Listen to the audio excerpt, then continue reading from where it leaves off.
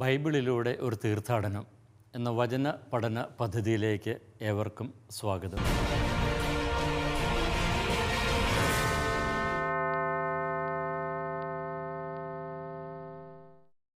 നാം ഇപ്പോൾ വെളിപാട് ഗ്രന്ഥത്തിലെ 14-ാം അധ്യായത്തിലെ വിളവെടുപ്പിനെക്കുറിച്ചുള്ള ഭാഗമാണ് പഠന വിഷയമാക്കുന്നത്.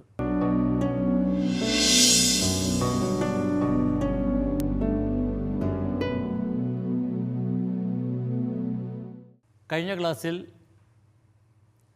വിളവെടുപ്പിന് ആമുഖമായിട്ട് ദൂതന്മാർ വരുന്നതിനെക്കുറിച്ച് നമ്മൾ കണ്ടു. 14-ാമത്തെ വാക്യം ഇപ്രകാരമാണ്: പിന്നെ ഞാൻ കണ്ടു, ഇതാ ഒരു വെൺമേഘം, മേഘത്തിന്മേലിരിക്കുന്ന മനുഷ്യപുത്രനെ പോലെയുള്ള ഒരുവൻ. അവൻ്റെ ശിരസിൽ സ്വർണ്ണകിരീടവും കയ്യിൽ മൂർച്ചയുള്ള അരിവാളുമുണ്ട്. ഈ ദൂതൻ ആരാണ് എന്നതാണ് കഴിഞ്ഞ ക്ലാസ്സിൽ നാം ചർച്ച ചെയ്തത്. ഈ ദൂതനെ മുഖ്യദൂതനായിട്ട് ചിലർ കാണും. അപ്പോൾ അതിൻ്റെ കാരണം തുടർന്ന് വരുന്ന ദൂതനെക്കുറിച്ചുള്ള ഒരു സൂചനയാണ്. കാരണം അവിടെ 15-ാമത്തെ വാക്യത്തിൽ പറയുന്ന ദൂതൻ നിൻ്റെ അരിവാളെടുക്കുക, കൊയ്യുക എന്ന് ആ 4-ാമത്തെ ദൂതനോട് പറയുന്നതായിട്ട് ഇവിടെ കാണാം. അപ്പോൾ അവർ പറയുന്നു അത് വേറൊരു ദൂതനാകാനാണ് സാധ്യത അങ്ങനെയെങ്കിൽ. എന്നാൽ ഭൂരിഭാഗം പേരും പറയുക 14-ാമത്തെ വാക്യത്തിലുള്ളത് ക്രിസ്തു തന്നെയാണ്.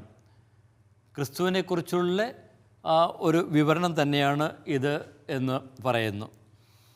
അപ്പോൾ അതിൻ്റെ ഉള്ള കാരണങ്ങൾ നമ്മൾ കണ്ടിരുന്നു.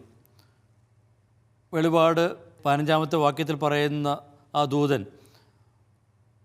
ഈ ദൂതനോട്, മേഘത്തിലിരിക്കുന്നവനോട് ഉച്ചസ്വരത്തിൽ പറഞ്ഞുകൊണ്ട് നിൻ്റെ അരിവാളെടുക്കുക, കൊയ്യുക എന്ന് പറയുമ്പോൾ അത് എപ്രകാരം മനസ്സിലാക്കാം? അതൊരു ആജ്ഞയല്ല, അത് ദൈവത്തിൻ്റെ ആ പദ്ധതി എന്തെന്ന് അറിയിക്കുക മാത്രമാണ് ചെയ്യുന്നത് എന്ന് നമുക്ക് മനസ്സിലാക്കാം.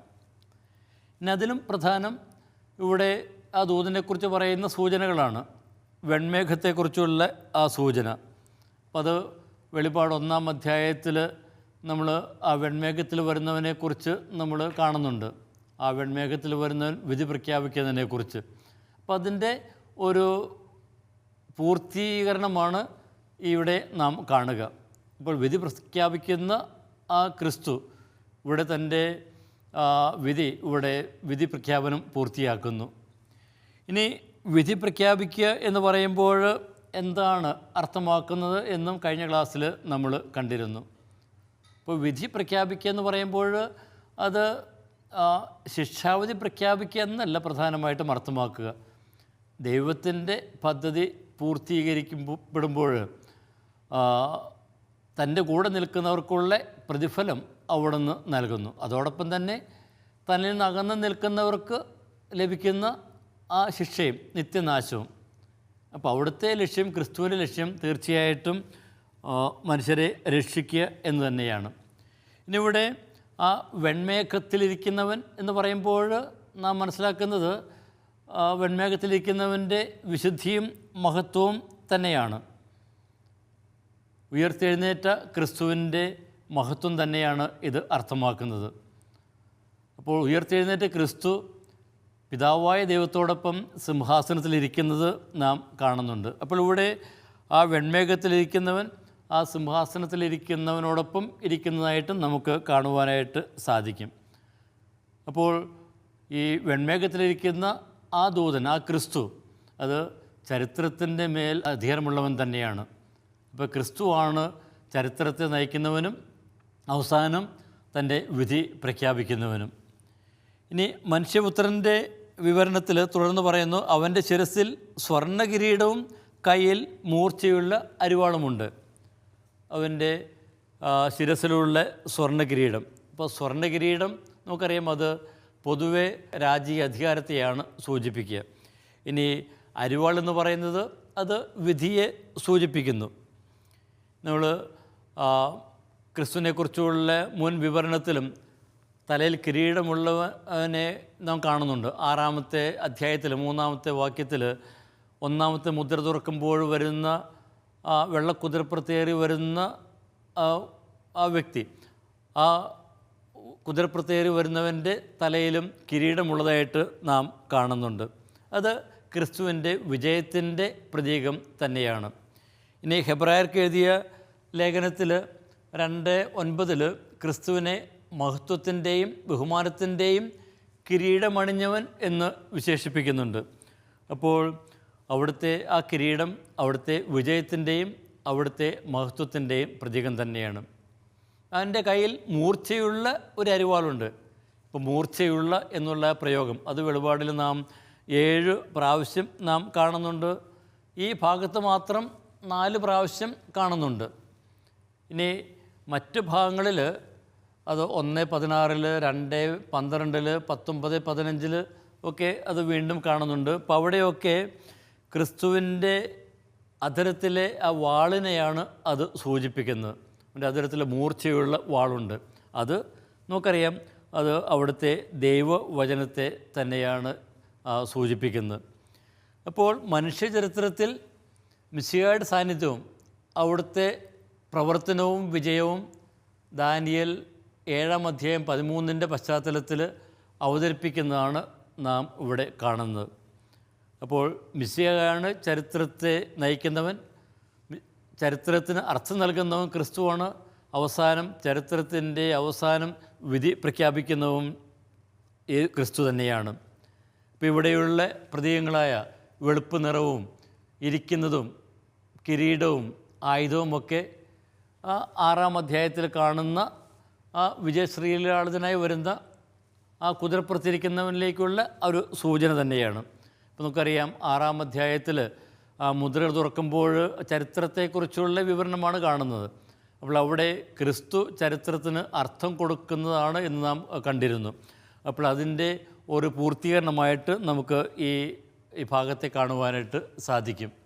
അപ്പോൾ ഇവിടെ ഗ്രന്ഥകാരൻ പറയുന്ന ഇതാണ്: നമ്മുടെ ചുറ്റും സംഭവിക്കുന്നതെല്ലാം യേശു ക്രിസ്തുവിൻ്റെ ഇടപെടൽ മൂലമാണ്. അപ്പോൾ ഇവിടെ പഴയ നിയമത്തിലുള്ള സൂചനകളെല്ലാം വളരെ സ്വതന്ത്രമായിട്ട് ഗ്രന്ഥകാരൻ ഇവിടെ വ്യാഖ്യാനിക്കുന്നു. അപ്പോൾ വിളവെടുപ്പിൻ്റെ ആരംഭത്തിൽ ക്രിസ്തു തന്നെയാണ് ഇവിടെ പ്രത്യക്ഷപ്പെടുക. ഇനി 15-ാമത്തെ വാക്യം തുടർന്ന് പറയുന്നു: മറ്റൊരു ദൂതൻ മേഘത്തിന്മേൽ ഇരിക്കുന്നവനോട് ഉച്ചസ്വരത്തിൽ വിളിച്ചു പറഞ്ഞുകൊണ്ട് ദേവാലയത്തിൽ നിന്ന് പുറത്തു വന്നു, നിൻ്റെ അരിവാളെടുക്കുക, കൊയ്യുക, എന്തെന്നാൽ കൊയ്യാനുള്ള മണിക്കൂർ വന്നു കഴിഞ്ഞു, ഭൂമിയിലെ വിളവ് പാകമായിരിക്കുന്നു.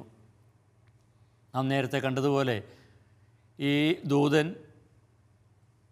ക്രിസ്തുവിനോട് കൽപ്പിക്കുകയല്ല, അത് ആ ദൈവത്തിൻ്റെ ആ സന്ദേശം അത് അറിയിക്കുക മാത്രമാണ് ചെയ്യുക. ഉച്ചസ്വരത്തിൽ പറഞ്ഞു എന്ന് പറയുമ്പോൾ അത് തുടർന്ന് വരുന്ന ഭാഗത്തിൻ്റെ പ്രാധാന്യം സൂചിപ്പിക്കാനാണ് എന്ന് നമുക്ക് മനസ്സിലാക്കാം. ഇന്നിവിടെ വരുന്ന ദൂതന്മാർ 2 പേര് ദേവാലയത്തിൽ നിന്നും 1 ദൂതൻ ബലിപീഠത്തിൽ നിന്നും ആണ് വരുന്നത്. അപ്പോൾ അതിൻ്റെ പ്രാധാന്യം എന്താണ്? ഇപ്പോൾ ദേവാലയത്തിൽ നിന്ന് വരുന്ന ദൂതൻ, ബലിപീഠത്തിൽ നിന്ന് വരുന്ന ദൂതൻ. നമ്മൾ ദേവാലയത്തിൽ നിന്ന് ദൈവസന്നിധിയിലേക്ക് പ്രാർത്ഥനകൾ ഉയരുന്നത് നാം കേൾക്കുന്നുണ്ട്. അപ്പോൾ ആ ദൈവസന്നിധിയിലേക്ക് ഉയരുന്ന ആ പ്രാർത്ഥനകൾക്കുള്ള പ്രത്യുത്തരമാണ് ഇവിടെ നാം ശ്രവിക്കുന്നത്. അപ്പോൾ ദൈവത്തോടുള്ള ആ പ്രാർത്ഥനകളൊന്നും ഒരിക്കലും പാഴായി പോകുന്നില്ല എന്ന് ഗ്രന്ഥകാരൻ ഇവിടെ അർത്ഥമാക്കുന്നു. ഇനി നേരത്തെ സൂചിപ്പിച്ചതുപോലെ ഈ ദൂതൻ ക്രിസ്തുവിനോട് കൽപ്പിക്കുകയല്ല, പിതാവായ ദൈവത്തിൻ്റെ തീരുമാനം വിളിച്ചറിയിക്കുന്നതാണ് ഇവിടെ കാണുക. ഇനി ആ ദൂതൻ പറയുന്നു, നിൻ്റെ അരിവാളെടുക്കുക, കൊയ്യുക, എന്തെന്നാൽ കൊയ്യാനുള്ള മണിക്കൂർ വന്നു കഴിഞ്ഞു, ഭൂമിയിലെ വിളവ് പാകമായിരിക്കുന്നു. ഇപ്പോൾ വിളവിനെക്കുറിച്ചുള്ള ആ സൂചനകൾ.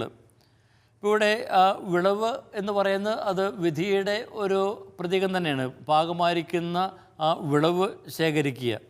നിങ്ങൾ മത്തായിയുടെ സുവിശേഷം 9-ാം അധ്യായത്തിൽ 38-ാമത്തെ വാക്യത്തിൽ വിളവിൻ്റെ നാഥനെക്കുറിച്ച് പറയുന്നുണ്ട്. അപ്പോൾ അവിടെ വിളവിൻ്റെ നാഥൻ എന്നർത്ഥമാക്കുന്നത് അവസാനത്തെ ആ രക്ഷയുടെ ആ ഒരു വാർത്ത തന്നെയാണ്. ഇനി വിധിയുടെ സമയം വന്നെത്തിയെന്ന് മർക്കോസിൻ്റെ സുവിശേഷത്തിൽ 13-ാം അധ്യായത്തിൽ പറയുന്നുണ്ട്. അപ്പോൾ ഈ വിധിയുടെ സമയം നിശ്ചയിക്കുന്ന ആരാണ്? അത് ദൈവം തന്നെയാണ്. അപ്പോൾ ദൈവം നിശ്ചയിക്കുന്ന ആ സമയം അത് തന്നെയാണ് കൊയ്ത്തിൻ്റെ മണിക്കൂർ എന്ന് പറയുന്നത്. അപ്പോൾ കൊയ്ത്തിനുള്ള ആ സമയം വന്നെത്തിക്കഴിഞ്ഞു, വിളവ് പാകമായിരിക്കുന്നു. അപ്പോൾ ആ ചരിത്രത്തിൻ്റെ അവസാനം ദൈവജനം ദൈവത്തോട്, ക്രിസ്തുവിനോട് വിശ്വസ്തത പുലർത്തി അവർക്ക് അതിൻ്റെ പ്രതിഫലം ലഭിക്കേണ്ട സമയമായി എന്ന് തന്നെയാണ് ഇവിടെ അർത്ഥമാക്കുന്നത്. ഇനി 16-ാമത്തെ വാക്യത്തിൽ പറയുന്നു, അപ്പോൾ മേഘത്തിന്മേലിരിക്കുന്നവൻ തൻ്റെ അരിവാൾ ഭൂമിയിലേക്ക് എറിയുകയും ഭൂമി കൊയ്യപ്പെടുകയും ചെയ്തു. ഇവിടെ ആ കൊയ്ത്തിൻ്റെ പ്രതീകം, ഇപ്പോൾ കൊയ്ത്തിൻ്റെ പ്രതീകത്തിന് 2 ഭാവങ്ങളുണ്ട് എന്നാണ് പറയുക. അപ്പോൾ ചിലർ ജോയേൽ പ്രവാചകൻ്റെ പുസ്തകം 13-ാം അധ്യായം 13-ാമത്തെ വാക്യത്തിൻ്റെ പശ്ചാത്തലത്തിൽ അത് ശിക്ഷയായിട്ടാണ് അത് വിവരിക്കുക. ജോയേൽ പ്രവാചകൻ 3:13 ഞാൻ വാക്യം വായിക്കാം. അരിവാൾ എടുക്കുവിൻ, വിളവ് പാകമായിരിക്കുന്നു, ഇറങ്ങിച്ചവിട്ടുവിൻ, മുന്തിരിച്ചക്ക് നിറഞ്ഞിരിക്കുന്നു, തൊട്ടികൾ നിറഞ്ഞൊഴുകുന്നു, അവരുടെ ദുഷ്ടത അത്രയ്ക്ക് വലുതാണ്. അപ്പോൾ ഇവിടെ ഉപയോഗിച്ചിരിക്കുന്ന ആ പ്രതീകങ്ങൾ അത് രണ്ടും ആ ശിക്ഷയുടെ പ്രതീകങ്ങൾ തന്നെയാണ്. ഇനി മത്തായിയുടെ സുവിശേഷം 13-ാം അധ്യായം 30-ാമത്തെ വാക്യത്തിൻ്റെ പശ്ചാത്തലത്തിൽ ഇതിനെ രക്ഷയും ശിക്ഷയുമായിട്ട് വ്യാഖ്യാനിക്കാറുണ്ട്. 30-ാമത്തെ വാക്യം മത്തായി 13:30, കൊയ്ത്തുവരെ അവ രണ്ടും ഒരുമിച്ച് വളരട്ടെ. കൊയ്ത്തുകാലത്ത് ഞാൻ കൊയ്ത്തുകാരോട് പറയും, ആദ്യമേ കളകൾ ശേഖരിച്ച് തീയിൽ ചുട്ടുകളയുവിൻ, അതിനായി അവ കെട്ടുകളായി വയ്ക്കുവിൻ, ഗോതമ്പ് എൻ്റെ ധാന്യപ്പുരയിൽ സംഭരിക്കുവിൻ. അപ്പോൾ ഇത് ഇവിടെ രക്ഷയുടെയും ശിക്ഷയുടെയും സന്ദേശങ്ങളുണ്ട്. ഇനി ഇവിടെ ഈ വെളിപാട് ഗ്രന്ഥത്തിൽ ഉപയോഗിച്ചിരിക്കുന്ന പ്രതീകങ്ങൾ കൊയ്ത്തും പിന്നെ മുന്തിരി ശേഖരണവും, അത് ഒന്ന് രക്ഷയും മറ്റൊന്ന് ശിക്ഷയുമാണ് സൂചിപ്പിക്കുന്നത്. ഗോതമ്പ് വിളവ് രക്ഷയെ സൂചിപ്പിക്കുമ്പോൾ മുന്തിരി വിളവ് തിന്മയുടെ ഉന്മൂലനം അർത്ഥമാക്കുന്നു. ഒന്ന് വിശ്വസ്തർക്കുള്ള രക്ഷയും മറ്റേത് അവിശ്വസ്തർക്കുള്ള ശിക്ഷയുമാണ് അർത്ഥമാക്കുന്നത്. അപ്പോൾ മേഘത്തിലിരിക്കുന്നവൻ ആ വിധി പ്രഖ്യാപിക്കുന്നു, അവിടത്തോടു കൂടെ ആയിരിക്കുന്നവർ രക്ഷയിലേക്കും ദൈവത്തിന് അകന്നിരിക്കുന്നവർ നിത്യനാശത്തിലേക്കും അവർ പോകുന്നു. അപ്പോൾ ഈ പ്രതീകം നമുക്കറിയാം, അത് അവസാന വിധിയുടെ തിരഞ്ഞെടുപ്പിൻ്റെ പ്രതീകം തന്നെയാണ്. യോഹന്നാൻ 4:35-38 ഈ വിധിയെക്കുറിച്ചൊക്കെ പറയുന്നുണ്ട്. ഇനി ഗോതമ്പ് വിളവ് ഞാൻ നേരത്തെ സൂചിപ്പിച്ചതുപോലെ ബൈബിളിൽ പൊതുവെ അത് സന്തോഷത്തിൻ്റെ പശ്ചാത്തലത്തിലാണ് അത് പൊതുവെ പറയുക. ഇപ്പോൾ ഗോതമ്പ് വിളവ് അത് ദൈവജനം രക്ഷയിലേക്ക് കടന്നു വരുന്നതിൻ്റെ ഒരു പ്രതീകം തന്നെയാണ്. ഇനി ഈ വയൽ നമുക്കറിയാം, അത് ഊഷരമായ ഭൂമിയാണ്. അത് ക്രിസ്തുവിൻ്റെ സാന്നിധ്യത്താലാണ് ഫലഭൂയിഷ്ടമായിരിക്കുന്നത്. അപ്പോൾ അവിടെ വളരുന്ന ആ കറ്റകൾ അത് കൊയ്ത്തിന് പാകമായിരിക്കുന്നു. അപ്പോൾ അവിടുത്തെ ആ ക്രിസ്തുവിലൂടെ അവരിൽ നന്മ നിറയുന്നതാണ് ഈ വിളവ് സൂചിപ്പിക്കുന്നത്. അപ്പോൾ ഇവിടെ ഈ ആദ്യ ഭാഗത്ത് ക്രിസ്തുവിൽ രക്ഷ നേടുന്നതാണ് ഇവിടെ വിവരിക്കുക. അപ്പോൾ 16-ാമത്തെ വാക്യം, മേഘത്തിലിരിക്കുന്നവൻ തൻ്റെ അരിവാൾ ഭൂമിയിലേക്ക് എറിയുകയും ഭൂമി കൊയ്യപ്പെടുകയും ചെയ്തു. അപ്പോൾ ദൈവത്തോട് കൂടെ ആയിരിക്കുന്നവർ, വിശ്വസ്തരായിട്ടുള്ളവർ നിത്യസൗഭാഗ്യത്തിലേക്ക് പ്രവേശിക്കുന്നു. ഇനി അതിൻ്റെ മറുവശമാണ് 17-ാമത്തെ വാക്യത്തിൽ പറയുക. 17-ാമത്തെ വാക്യം ഇപ്രകാരമാണ്, സ്വർഗത്തിലെ ദേവാലയത്തിൽ നിന്ന് മറ്റൊരു ദൂതൻ ഇറങ്ങി വന്നു, അവനും മൂർച്ചയുള്ള അരിവാൾ ഉണ്ടായിരുന്നു. ഇനി മുമ്പ് പറഞ്ഞ പോലെ തന്നെ രണ്ടാമത്തെ ദൂതൻ, വേറൊരു ദൂതൻ ബലിപീഠത്തിൽ നിന്ന് പുറത്തു വരുന്നു. അവൻ അഗ്നിയുടെ മേൽ അധികാരമുണ്ടായിരുന്നു. മൂർച്ചയുള്ള അരിവാളുള്ളവനോട് അവൻ ഉച്ചസ്വരത്തിൽ വിളിച്ചു പറഞ്ഞു, നിൻ്റെ മൂർച്ചയുള്ള അരിവാൾ അയച്ച് ഭൂമിയിലെ മുന്തിരിക്കുലകൾ ശേഖരിക്കുക, എന്തെന്നാൽ മുന്തിരി ഫലങ്ങൾ പാകമായിരിക്കുന്നു. അപ്പോൾ ആദ്യത്തേൽ നിന്നും വ്യത്യസ്തമായിട്ട് ഇവിടെ മുന്തിരിയുടെ വിളവ് ശേഖരിക്കുന്നതാണ് നാം കാണുക. ഇപ്പോൾ നേരത്തെ സൂചിപ്പിച്ച പോലെ ഇവിടെ ദേവാലയത്തിൽ നിന്നാണ് വരുന്നത്. അപ്പോൾ ഇവിടെ സ്വർഗീയ ദേവാലയം എന്ന് സൂചിപ്പിക്കുന്നുണ്ട്. അപ്പോൾ ഏതാണ് സ്വർഗീയ ദേവാലയം? ഭൗമിക ദേവാലയവും സ്വർഗീയ ദേവാലയം. നമുക്കറിയാം, ഈ പുറപ്പാടിൽ പറയുന്ന ആ ദേവാലയത്തിൻ്റെ നിർമ്മിതി അത് പറയപ്പെടുന്നത് സ്വർഗീയ ദേവാലയത്തിൻ്റെ ആരാധനാലയത്തിൻ്റെ അളവുകളനുസരിച്ചാണ് ഭൂമിയിലുള്ളത് നിർമ്മിക്കപ്പെട്ടത് എന്നാണ്. അപ്പോൾ ഇവിടെ സ്വർഗീയ ദേവാലയം എന്ന് പറയുമ്പോൾ ദൈവത്തിൻ്റെ സന്നിധി തന്നെ എന്ന് നമുക്ക് മനസ്സിലാക്കാം.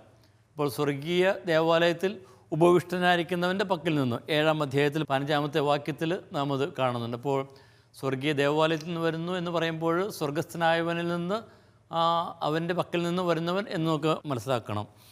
ഇനി ഇവിടെ വിശുദ്ധരുടെ പ്രാർത്ഥനയുടെയും ദൈവത്തിൻ്റെ ഇടപെടലിൻ്റെയും പശ്ചാത്തലത്തിലാണ് ദൂതൻ്റെ വരവ്. ഇപ്പോൾ കഴിഞ്ഞ അധ്യായങ്ങൾ നമ്മൾ കണ്ടതുപോലെ വിശുദ്ധർ ദൈവത്തോട് പ്രാർത്ഥിക്കുന്നു, ഇനി എന്നാണ് ഈ അവിടുന്ന് പ്രതികാരം ചെയ്യുക, അവിടുന്ന് വിധി പ്രഖ്യാപിക്കുക. അപ്പോൾ അതിന് ഉള്ള ഉത്തരമാണ് ഇവിടെ കൊടുക്കുന്നത്.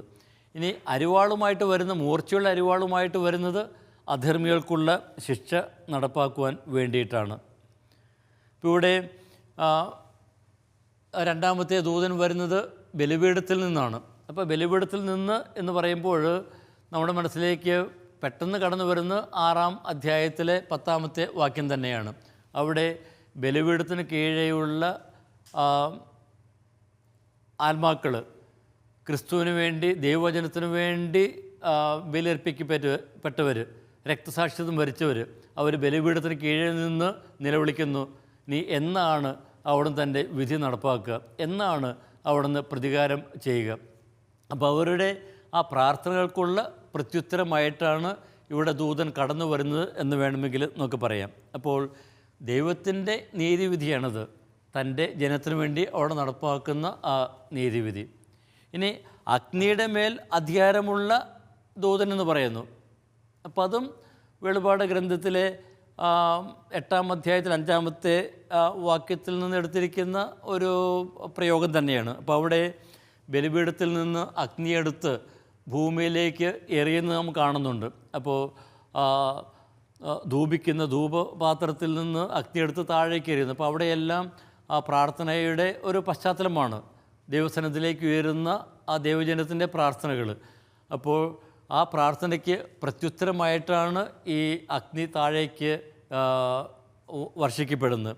അപ്പോൾ ഇവിടെ ഈ ദൂതൻ, അഗ്നിയുടെ മേൽ അധികാരമുള്ള ആ ദൂതൻ എന്ന് പറയുമ്പോൾ ആ 8-ാം അധ്യായത്തിൽ പറയുന്നതിൻ്റെ തുടർച്ചയായിട്ട് വിശുദ്ധരുടെ പ്രാർത്ഥനയ്ക്കുള്ള പ്രത്യുത്തരമായിട്ട് ഇതാ ദൈവം തൻ്റെ വിധി നടപ്പാക്കുന്നു എന്ന് നമുക്ക് മനസ്സിലാക്കാം.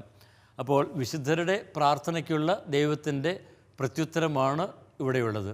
പിന്നെ അതുപോലെ തന്നെ 18-ാമത്തെ വാക്യത്തിൽ അവിടുത്തെ രക്തസാക്ഷിത്വം അത് വിധിക്ക് കാരണമാകുന്നു. അപ്പോൾ ഈ 2 ദൂതന്മാരും, ഇവിടെ പറയുന്ന 2 ദൂതന്മാരും പ്രാർത്ഥനയ്ക്ക് പ്രത്യുത്തരമായിട്ട് അവർ ദൈവത്തിൻ്റെ വിധി നടപ്പാക്കുന്നതാണ് നാം കാണുക. ഇനി ഇവിടെ പറയുന്നു, നിൻ്റെ അരിവാൾ അയച്ച് ഭൂമിയിലെ മുന്തിരിക്കുലകൾ ശേഖരിക്കുക, എന്തെന്നാൽ മുന്തിരി ഫലങ്ങൾ പാകമായിരിക്കുന്നു. ഇപ്പോൾ നേരത്തെ സൂചിപ്പിച്ചതുപോലെ ഗോതമ്പ് വയലുകളിൽ നിന്നും വ്യത്യസ്തമായിട്ടുള്ള ഒരു പ്രതീകമാണ് ഈ മുന്തിരിയുടെ പ്രതീകം.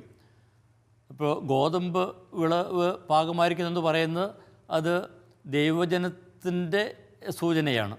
എന്നാലിവിടെ ആ മുന്തിരിവിള എന്ന് പറയുമ്പോൾ അത് നിഷേധാത്മകമായിട്ടാണ് നമ്മൾ മനസ്സിലാക്കേണ്ടത്. അപ്പോൾ തിന്മയോട് കൂടെ നിൽക്കുന്ന ആ കൂട്ടരെ, അവരെ എല്ലാം ശേഖരിച്ച് അവരെല്ലാം ദൈവത്തിൻ്റെ ക്രോധത്തിന് പാത്രീഭൂതരാകുന്നതാണ് ഇവിടെ അവതരിപ്പിക്കപ്പെടുന്നത്.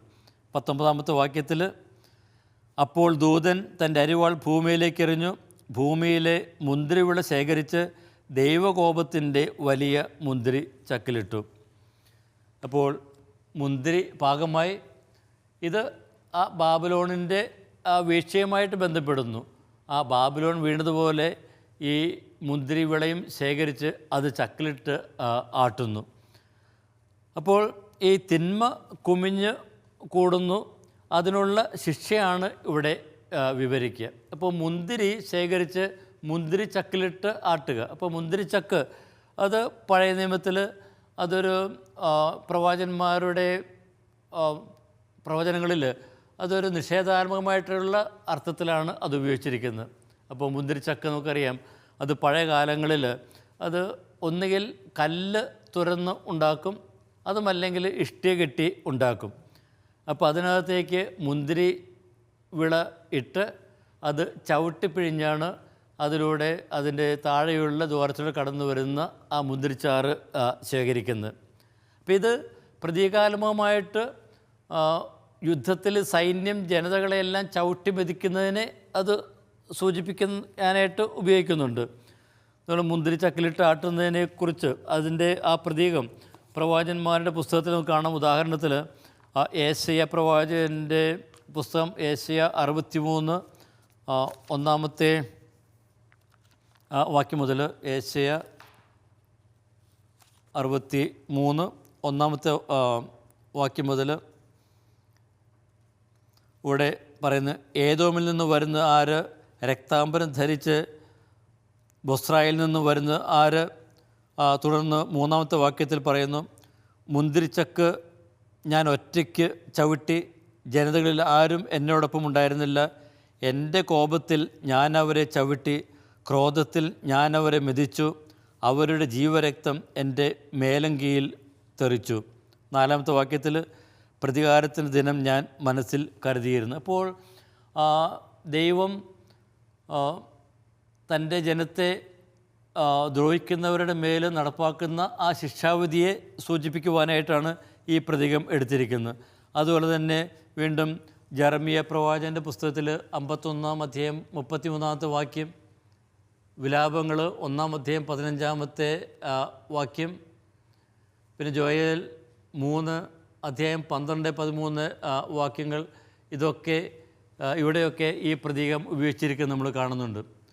അപ്പോൾ ഇവിടെ എടുത്തിരിക്കുന്ന ആ ഒരു പ്രതീകം അത് ഏശയ്യാ പ്രവാചകൻ്റെ പുസ്തകത്തിൽ നിന്ന് എടുത്തിരിക്കുന്നതാണ്. ഇനി നാം ഇവിടെ കാണുന്നത് നേരത്തെ സൂചിപ്പിച്ചതുപോലെ തന്നെ രക്തസാക്ഷികളുടെ നിലവിളിക്കും വിശുദ്ധരുടെ പ്രാർത്ഥനയ്ക്കും ദൈവം നൽകുന്ന മറുപടിയാണ് ഈ വിധി. ഇപ്പോൾ മുന്തിരിച്ചക്കിലിട്ട് ആട്ടുന്നത് വിശുദ്ധരുടെ പ്രാർത്ഥനയ്ക്കുള്ള ഉത്തരമായിട്ട്, അതായത് തിന്മയുടെ ശക്തികളെയെല്ലാം ഇല്ലായ്മ ചെയ്യുന്നതാണ് ഇവിടെ അർത്ഥമാക്കുന്നത്. അപ്പോൾ ദൈവത്തിൻ്റെ വിധി തിന്മയ്ക്കെതിരെയുള്ള വിധിയാണ്. നമുക്കിത് പിന്നീട് നമുക്ക് ഒന്നുകൂടി ഇതിൻ്റെ കുറച്ച് കാര്യങ്ങളൂടെ കാണാനായിട്ടുണ്ട്. അപ്പോൾ ദൈവം ഇവിടെ തിന്മയ്ക്കെതിരെയാണോ തൻ്റെ വിധി പ്രഖ്യാപിക്കുന്നത്, അതോ തിന്മ ചെയ്യുന്ന മനുഷ്യർക്കെതിരാണോ എന്നുള്ളത്. നമുക്ക് 20 വാക്യത്തിലേക്ക് നമുക്കൊന്ന് കിടക്കാം. 20 വാക്യം, പട്ടണത്തിന് വെളിയിൽ മുന്തിരിച്ചക്ക് ചവിട്ടിപ്പിഴിഞ്ഞു, ചക്കിൽ നിന്ന് കുതിരകളുടെ കടിഞ്ഞാൺ വരെ ഉയരത്തിൽ 1600 സ്ഥാദിയോ നീളത്തിൽ രക്തപ്രവാഹമുണ്ടായി. അപ്പോൾ പട്ടണത്തിന് വെളിയിലാണ് ഇത് ചവിട്ടിപ്പിഴിയപ്പെടുന്നത്. അപ്പോൾ പട്ടണത്തിന് വെളിയെന്ന് പറയുന്നത് അത് ദൈവത്തിൻ്റെ വിധി നടപ്പാക്കുന്ന സ്ഥലം തന്നെയാണ്. പഴയ നിയമത്തിൽ പട്ടണത്തിന് വെളിയിലുള്ള ജോസഫാത്ത് താഴ്വരയെക്കുറിച്ച് പറയുന്നുണ്ട്. അവിടെയാണ് ദൈവം ജനതകളുടെ മേൽ വിധി പ്രഖ്യാപിക്കുന്നതെന്ന് ജോയൽ പ്രവാചകൻ്റെ പുസ്തകത്തിൽ 3 അധ്യായം 2 വാക്യത്തിൽ പറയുന്നുണ്ട്.